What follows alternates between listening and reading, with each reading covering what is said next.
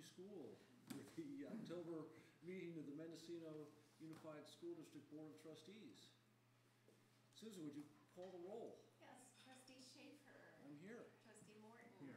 Trustee Grinberg. Here. Trustee Here. Trustee Gay. Here. Student Trustee Remy. Damian. Okay, we have nothing to report out of closed session. And are there any changes to the agenda that anybody wants to make? And can I have a motion to approve the agenda? I so move. Is there a second? A second. Moved and seconded. Remy? For. Everybody else for? Aye. Aye. Okay. Consent agenda. Items on the consent agenda are passed in one motion without discussion. I have a motion to do that. I so move. I second. Moved and seconded. Is that when? Just, And just. no, Mark and Jessica. Mark. All those in favor? Aye. Aye. Okay, so first item is Remy's student trustee report. So, last week was homecoming at our school, and I thought that, and as a kind of general consensus of the student body and the students at our school, we thought that it was one of the best we've had in a while. The seniors won, yeah, but we thought that a lot of things went well, but there were also things that we could improve on, such as just making some things run a little bit more smoothly, and also maybe hiring official refs for our alumni games. Some shady stuff happening there. But and then for Club Cardinal on the parade day, we made $1,000 in merchandise, or sold $1,000 in merchandise. I don't know the exact profit, and then sold $6,000 or $600 at the snack shack. So, yeah.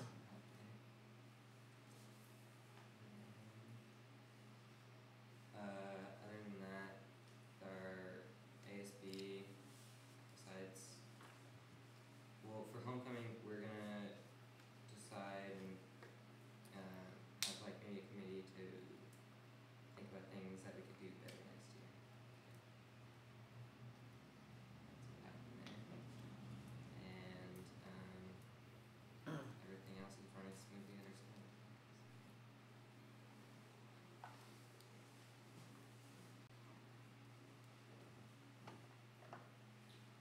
Okay. Tobin, looks like you're up next. Okay. You guys want me to use the mic? Yes. We're good? It's live.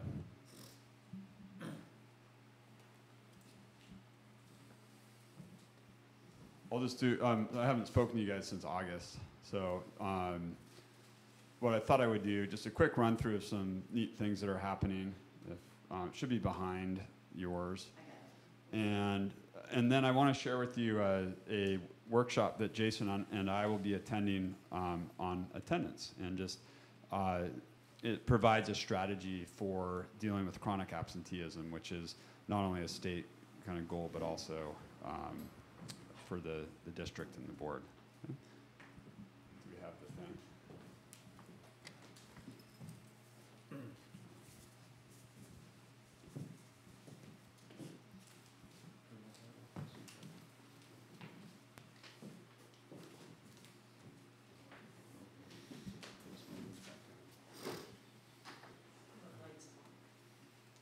I mean, yeah, sure, that helps. There we go. All right, so just some news. Our one-to-one, oh, perfect, thank you. Our one-to-one Chromebook initiative, thanks to Rebecca Bailey, has rolled out, which is amazing. We were going to do this over 2 years, and we did it over about 2 months.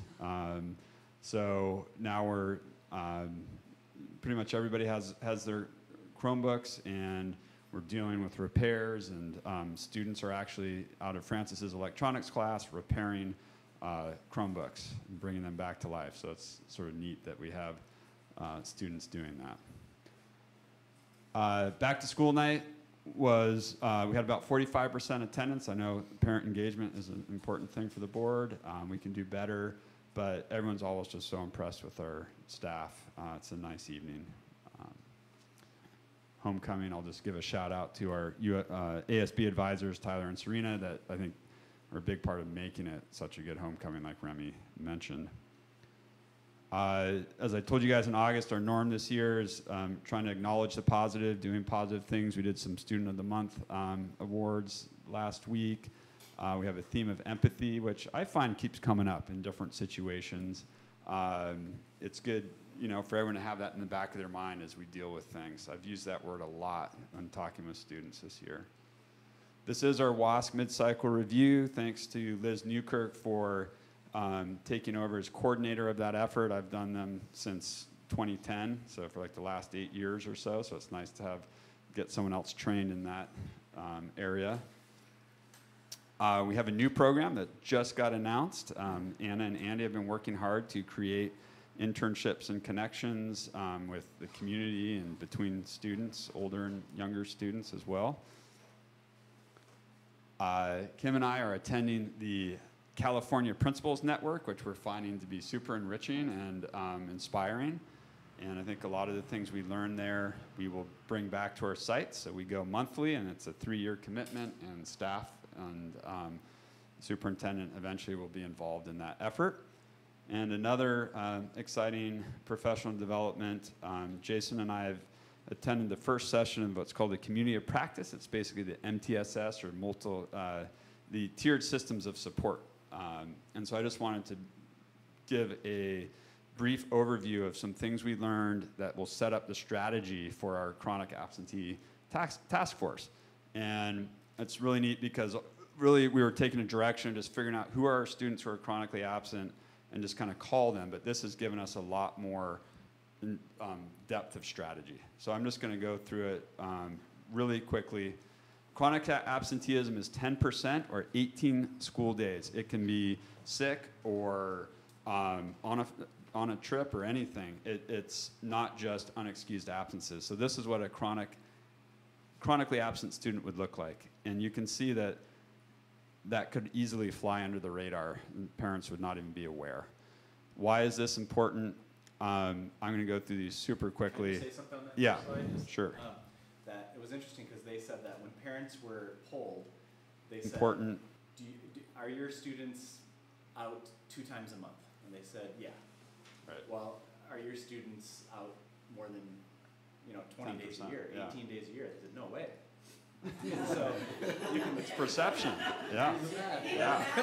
But that's what's Yeah. showing is that it's some people think, or many parents think it's okay to miss a day or 2 a month here and there, but they really do add up and they become chronically absent. So that was really interesting. Yeah. And so why is it important? What's the magic number about this 10%? Well, the studies basically show that if you miss 10% or more of school, that the success begins to diminish greatly. So these are just Dibble's reading fluency scores, not chronically absent, and then chronically absent in kindergarten, pre-K and K, and so on. And you can just see the more years that you are chronically absent, the lower and lower your scores get. Okay. So our district scores? No, this is data from multiple, it's really hard to read, but from various cities and districts that have studied this from the literature. Okay, so you can see that when you're at risk, it's huge effects starting at very young ages. This is 3rd grade. Students chronically absent in kindergarten and 1st grade are much less likely to read proficiently in 3rd grade. So no attendance risks to high attendance risk. You can see huge differences in their scores. So this plays out again and again. Years of chronic absence, 1 year, 2 year, 3 year, probability of that carrying through to middle school gets larger and larger. So it's a habit, or a situation for families. So all these are showing this in lots of different ways. Proportion dropping out, chronically absent in 8th and 12th grades, 10% will drop out even if they're not chronically absent, okay, or without that, with 0 years. But 1, 2, 3, 4, notice the percentage of students dropping out, 61% there. Okay, so the data shows that it is over and over again that it matters. Okay, so they gave us lots of examples of those. Here's our high school data right here. We were at 12.2%. The county's at 20. The state's at 10. You guys are familiar with these data. The issue that we were having was twofold. One was trying to identify those students, but we worked out, thanks to the ARIES conference, how to get that information graphically, easily displayed. We can go in, this chart here these are all students, these are subgroups of students. Wherever it's red, those are where chronically absent students are. So right here's all students, so this is last year's data. There's about 14%. What we can do, here's this year's data, there's about 8% currently. We can click on that and it'll give us a list of names. So in real time, we can track chronically absent students, 10% at any given time during the year, which is a super useful tool for us rather than going through individually looking for those. The other part of what Jason and I are learning that we'll bring back to our task force is strategies. Calling students. There's so many other things we can do. So we're learning about a 3-tiered strategy. And again, I'm not going to go into super detail here, but the tier 1 being getting more and more intensive as you go up. So we will have some actual strategies. I'll show you some more at the end. Learned about finding out why this is something that we've discussed. Some are myths, like absences are only a problem if they're unexcused, you know, because a lot of times they're sick. They're like, well, what can we do about that? What are some barriers, okay? And the social worker plugging into removing those barriers is a great resource that we have. Aversions.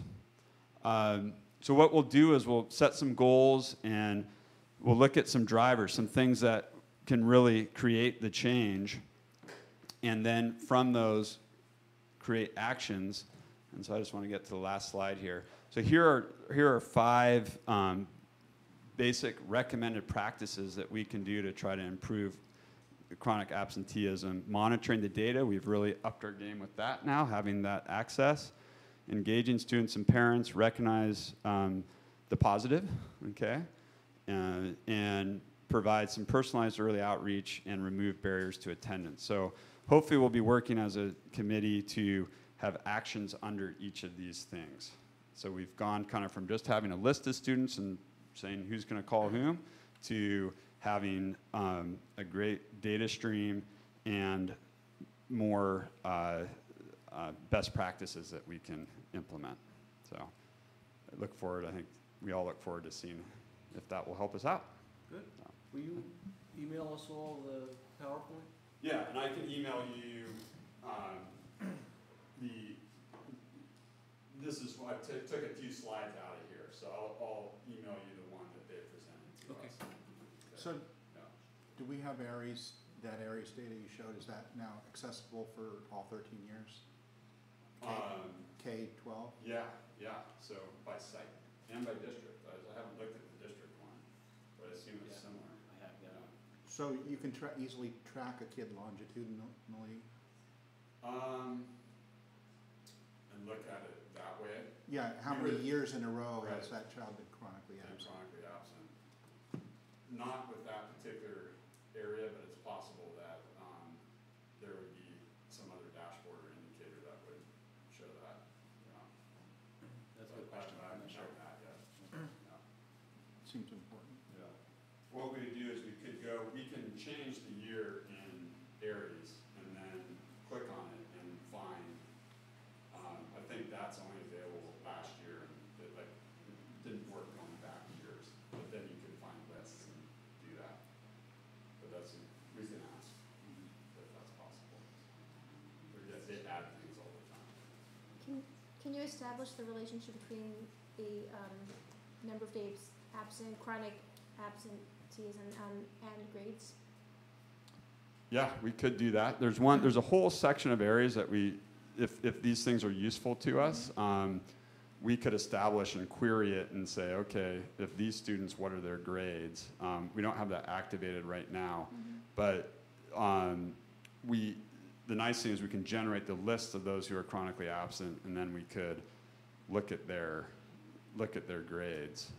But we would have to pull that data out and compile it and graph it ourselves. Yeah, but it does have options of doing that. We just don't have those enabled. Any other questions for Tobin? Thank you. Thanks, Tobin. So, Jason, Well, I'll just mention that it's good to see so many people lately. I feel like coming back from conferences and really feeling the value of those conferences and then putting things into place in our district. I know Kim and Tobin, like they said, are going to the principal network. They're raving about that. Anna and Cecilia got that grant for youth mental health first aid. We're raving about that. They came back and provided 8 hours of training to our staff. So now the entire staff, grades 6 through 12, are trained in youth mental health first aid.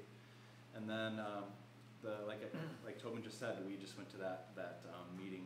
It's through a grant that we received for the county received it through a consortium, but our chunk is $18,000 for the next 3 years. So we're getting $54,000, and it's all aimed at, like Tobin said, multi-tiered systems of support. And this year, it's about chronic absenteeism, and I couldn't agree more with him. That it was really fulfilling to go to a meeting at MCOE and really find value in that. So thank you for putting that together, Tobin. And then we also received word that the county applied for another grant to help with these systems of support. It's called the Student Success and Academic Enrichment Grant.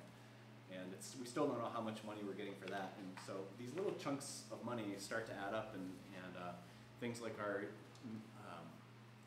youth project worker are paid for through this grant, and also some CTE support. So it's really great that we're going out and getting these grants. So anyway, our enrollment is down to 544. So we were at 559 the first time I reported this to you about a month ago. So it just shows you how kind of transient our population is. Now we're down to 544. Let's see, committees. I think you reported also that over 10% were new students to the district. I did. So I reported to the board that we had 65 new students this year, not including kindergartners. So that's a big number. 29 at the high school and 36 at the K-8 levels. Committees. Our school safety and security committee met last month, and we're meeting again shortly here. And we had a good discussion about about just kind of why people were on the committee, what do they want to talk about, but also then it really transformed into a good discussion about having or allowing and seeing deputies on campus every now and then. And the committee had what I thought was a great discussion. I mean, I hardly said a word during that, and just kind of let the committee talk about the pros and cons, and it was a good discussion. So I'll continue that work. Also, we had our first wellness committee meeting, and we're going to be looking at our cafeteria numbers at the beginning of November to see what kind of impact our new menu and new programs have had in the cafeteria. Let's see. The superintendents had a retreat at Little River at the end of September. It's nice to spend 2 days there. We are doing a big study on walkthroughs. Many of our superintendents are also principals, so we're going to actually be visiting Willits, Round Valley, and Fort Bragg for our next 3 meetings, and walking through classrooms and then discussing kind of what we saw and how we would engage the teacher to really talk about that kind of reflective, kind of some reflective questions for teachers, and so that should be pretty good. I'm always anxious to see, or always want to see other schools in action. So, and then also for the SELPA, they have hired School Services of California to do a study on how our SELPA is structured and how they fund the districts. So we are knee deep in that. Every district had to fill out a survey, and so hopefully by the end of the year, we'll get some good advice on that. So, other than that, Tobin and I had the pleasure of going on the outdoor survival skills field trip at the end of September up to Mount Lassen, and just want to give a shout out to Adam Strupp. He just puts together a great program for the kids. 3 days, camping. We survived. So it was a great opportunity to just see kids in that arena, and also Adam, just the way he handles his class is really impressive. That's all I have. Okay, any questions? Pam, are you here to give a presentation for MTA? I don't have a PowerPoint. I think a lot of what I said was already said by other people. One thing that K-8 did, teachers all did conferences, which were really well attended by parents and teachers. And that went really well. We want to thank Muse, who just had their round of grants. I don't think they've done their vetting yet, but we appreciate all the time and energy they spend fundraising, and the ease with which we can apply for grants from Muse. Jason mentioned the Outage survival trip, and Tobin and Remy mentioned homecoming, things that teachers put a lot of effort and a lot of time into. The other thing is that John Moran's class has been tallying how many pieces of trash the K-8 have, which is astronomical because it was 1,400 pieces of trash last week. So that's been kind of interesting to watch and see how we can do better at that. And that's about all we're up to. Well, we're also teaching. That's trash that didn't make it into the garbage can? Yeah, he said it was 1,400 pieces of trash in 30 minutes. They just swept the playground from one end to the other. Well, I guess there are two things that you might want to elaborate on. One is staff morale, and two, looking ahead to November, is there anything that MTA would like us to be sure about in terms of from their perspective? Yes. Tony Thurmond is the CTA recommended school superintendent. He has plenty of experience, and CTA is really coming in force behind him and Gavin Newsom, as well as many other candidates. Teacher morale, I think it's been a tough change. Should I stand up, Marshall? Is there a spot? It doesn't. The teacher morale, I think it's been a tough start to a school year because we have so many new students, and I think there's been challenges at the K-8, and I think the 9-12 has been kind of a little bit more less change, I will say, for their teachers. But I think that we're also really collaborative, and I think that we lean on each other really positively, and I think that we also feel really respected and by both Tobin and Kim and each other. And so I think that that's been a good way to deal with a struggle. Does that answer your question? Mm-hmm. Thanks. I don't see anyone from CMUS. Are there board members who have things they want to bring to our attention? No? Anyone? Nope. We had a facilities meeting yesterday, and we went on a field trip. I had never been under the high school gym. It's this close to Halloween, it was it was a little scary. Just seeing the school records in boxes under the gym is quite an eye-opener. I've heard about that for years, but I'd never actually seen these mounds of boxes there.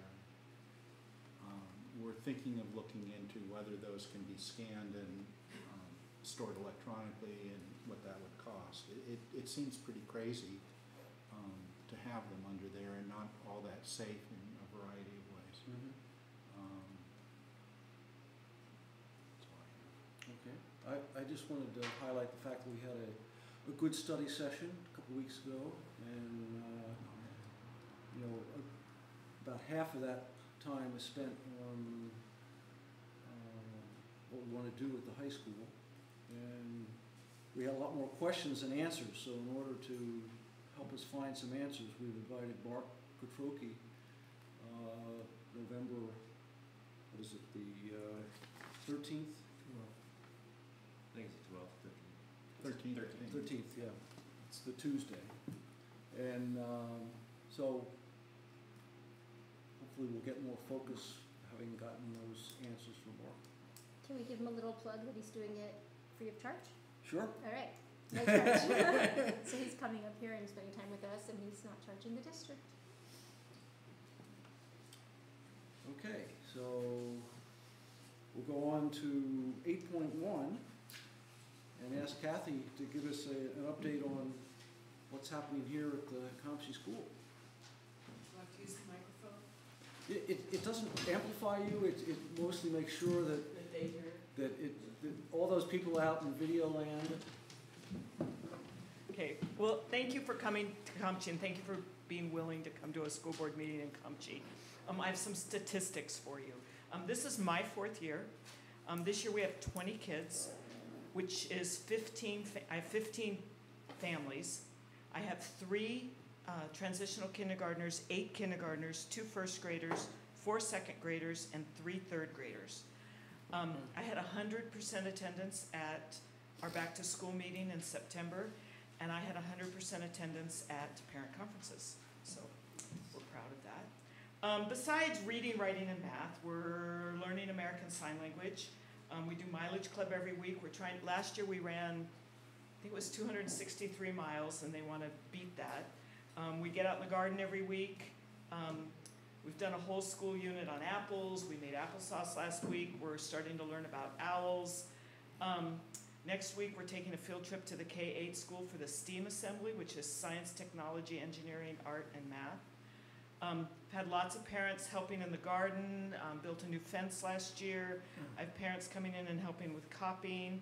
In 2 weeks, a couple of members who are parents of the Comptche Volunteer Fire Department are coming to school in their turnout gear and bringing a truck, and they're going to teach the kids about fire safety.